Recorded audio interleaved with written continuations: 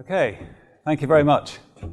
First thing I want to say to everybody here is I'm not going to keep you long, okay? So don't panic. I'm just going to go through this 500-page pamphlet for the next 2 hours, if that's okay with you. But before doing that, what I've been doing last year and the year before, and what I want to do today, is basically say why do we measure outcomes, but what I really want to do is just give you a little bit of a flavour of some of the more recent work that we've been doing at the Club Foundation and what we're kind of coming up with. And outcomes, in a number of different ways in order to prove the effectiveness of the model, is something that's really important. So just wanted to give you just a quick update.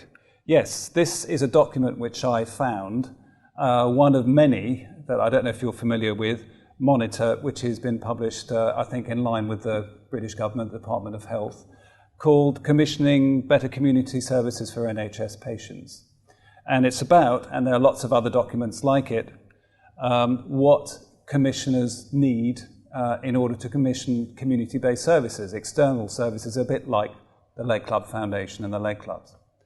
So they're one of the conclusions they made is that data with regard to community services is not very good. It's not very clear, which it stops them from being able to make proper decisions about what community services to commission. So there are deficiencies, and I'm just quoting for this massive document, in measuring healthcare outcomes from patients, benchmarking activities and outcomes against other areas, and cost data. So the conclusion they're making is the entire sector needs better data, like many other aspects of healthcare, I guess. They need better data to understand patients' needs, to manage performance of contracts, develop new currencies or payment mechanism, or to really prepare a proper tender process. And again, in order to open new leg clubs, in a similar way, we'd need to tender and prove our effectiveness and be able to provide, in the future, we'll be asked to provide the kind of data these people are looking for.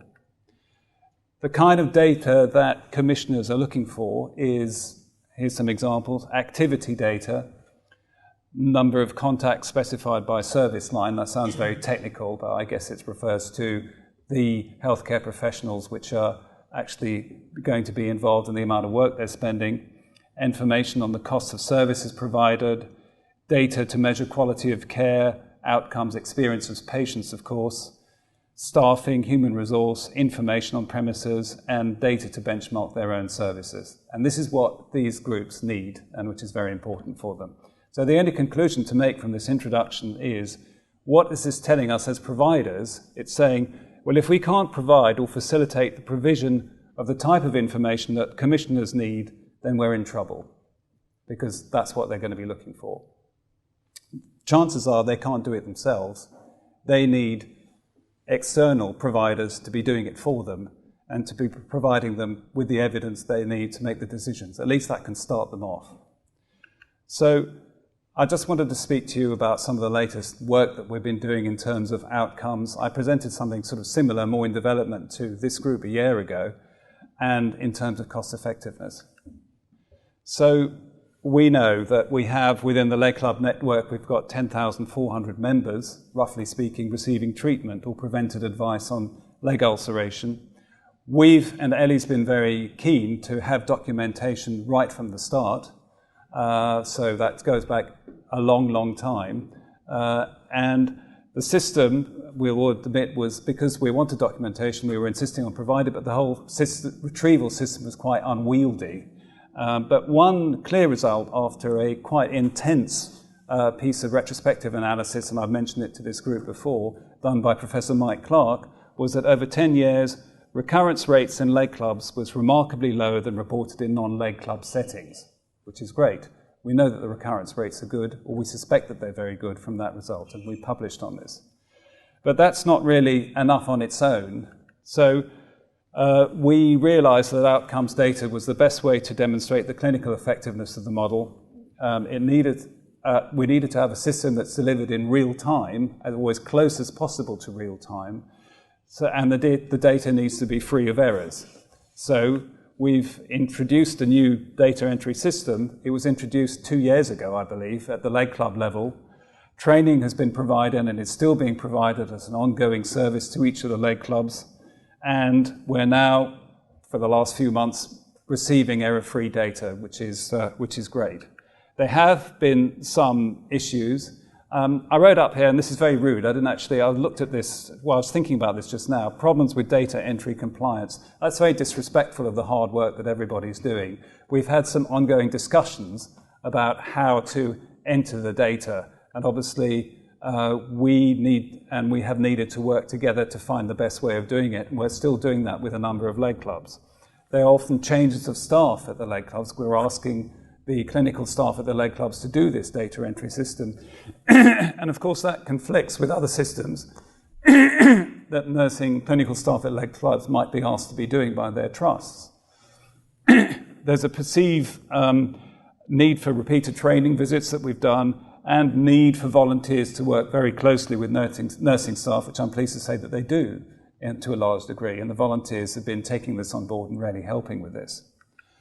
So the strategy that we've had from the beginning is to only report on data that's 100% error-free, a phased plan, which means that when we have 5 leg clubs that are providing good data, we report on those 5, and when it's 10, we report on 10, and we keep doing this until we have virtually the whole network of 30 leg clubs that we've got really good information from. But we are starting to get this error-free data, and I just wanted to share with you some of the data which is coming from the last year.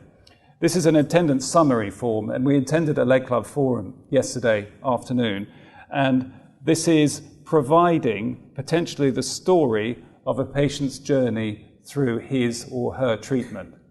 If you actually look at this has got dates should have dates on the left-hand side, and you can actually have a look at this quickly and see, well, a patient entered for advice, had treatment on his or her left leg, and within a certain period of time, that actually moved to healing, and it's now that person is in a well leg phase.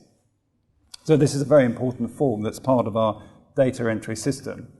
There's a leg club staff record which reflects the nursing staff, maybe the grade band of the people who are actually doing the work, so that, again, as commissioners requested in that monitor document, they're actually getting an idea on the type of people who are actually working in the leg club system, and maybe how much that's costing them and how that's working. So these are 2 important forms that we're producing. And here is some of the information that's coming out. This is information now which we've got up here for a full year, 1st of September 2015 to the 31st of August 2016, from 10 leg clubs, 10 error-free leg clubs at the moment that we're reporting on. And if you see, the total number of members that we're reporting on that are now in the error-free part of the system is 3,729 on the bottom left-hand corner. Just wanted to say, I'm just giving you a quick snapshot of this, that is already 3,700 out of 10,500. We already have probably the largest database of leg ulceration in the world. So it's going to be really good, not just for ourselves when it's all working, but for anyone who's interested in leg ulceration, because we're not going to keep it hidden from anybody. We're going to be reporting on it. So there's going to be a lot of interesting work that can come out of this information and interesting findings. The general healing time from these patients, these are percentage of healed ulcers, speed of healing for healed ulcers. Looks like the majority of them are getting healed within 2 months throughout the leg club network, or throughout the 10 leg clubs that we've got here. That's, I think that's pretty good and encouraging results. So we need to have a look at that as other leg clubs come up and we work on this. If we look at ulcer healing time for simple ulcers, again, that's brought about. Majority of them easily healed within 2 months, some smaller numbers within a longer time period. When we're looking at complex ulcers, it's more shared between 0 and 2 and 3 to 5, but there's a lower number of them in this report over here. So it's certainly interesting as well. Now, recurrence rates. These are the current recurrence rates that we've got from 10 leg clubs over 1 year, and it's at 18.04%. Now, we've had reports coming out earlier when we did the first set of reports over 6 months, which was at 15%. They're reports of simple leg ulcers only, which looks at about 11%.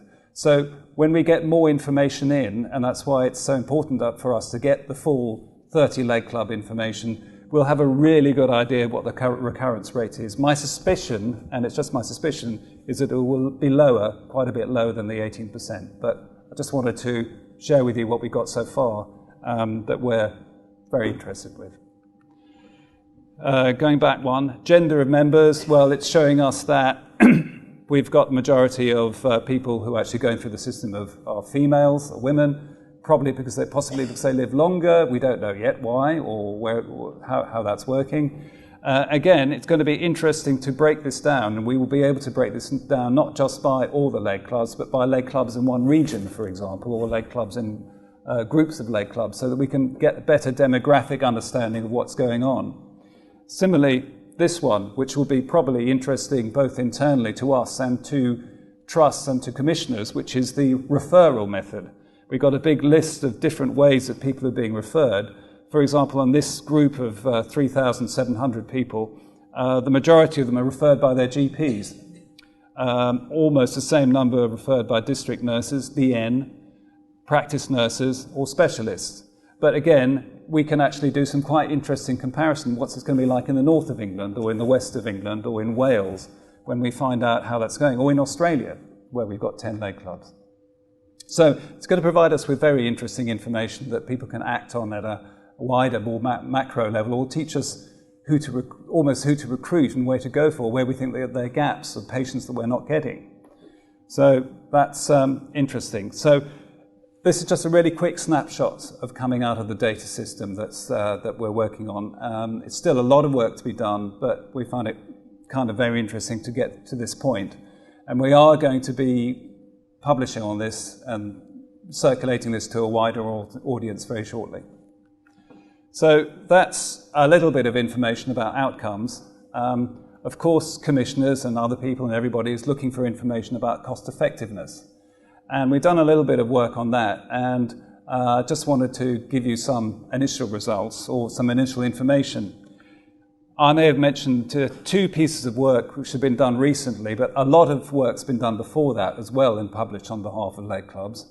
Two pieces of work, which is Jackie Griffin's work, which she's happy for me to mention today, that was published in 2014 on savings incurred by district nursing time when district nurses are actually going around a region where there's a whole series of leg clubs. Now, Powys, where she works, is a really good test area in mid-Wales because there's 7 leg clubs there, or were when she was doing the study 2 years ago. There may be more now. And she came up with the conclusion that district nursing time savings are quite considerable, and I'll tell you what those are. She won an award for that study, so I think she's pleased with that and pleased to have that referred to.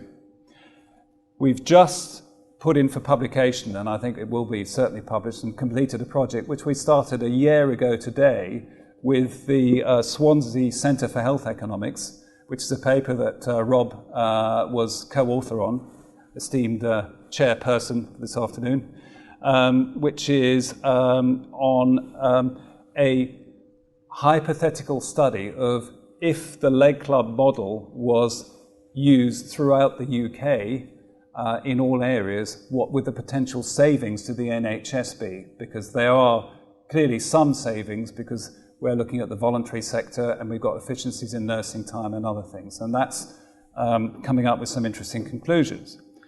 So the cost effectiveness conclusions that we have, we can quote from, all right, from the Jackie Griffin study, widespread adoption of the leg club model can generate considerable savings in district nursing time.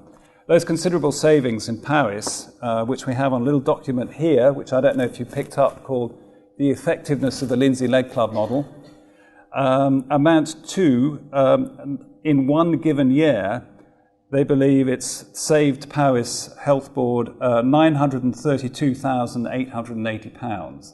And that's simply inefficiencies in district nursing time. District nurses don't need to drive all around the country, all around an area. They know that there's going to be a clinic, a leg club clinic operating in one place, in one time, and they know that's going to be once a week, regularly, where most of the patients will be. and that's clearly generating considerable district nursing time in areas where there are lots of leg clubs.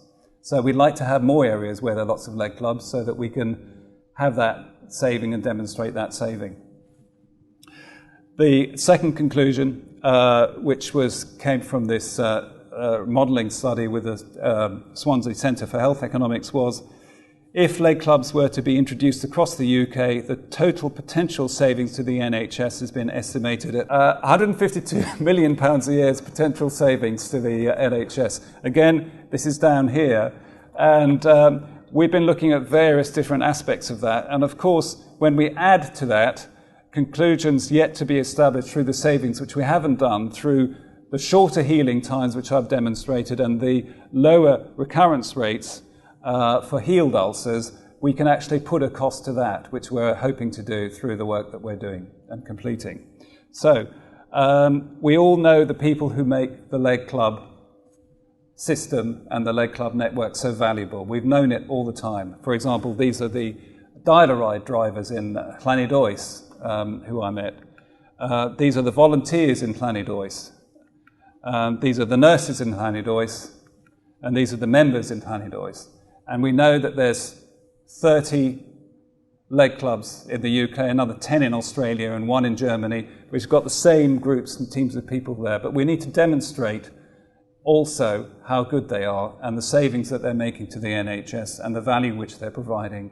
And I think we're well on the way to doing that. So that's the end of my talk. Thank you very much.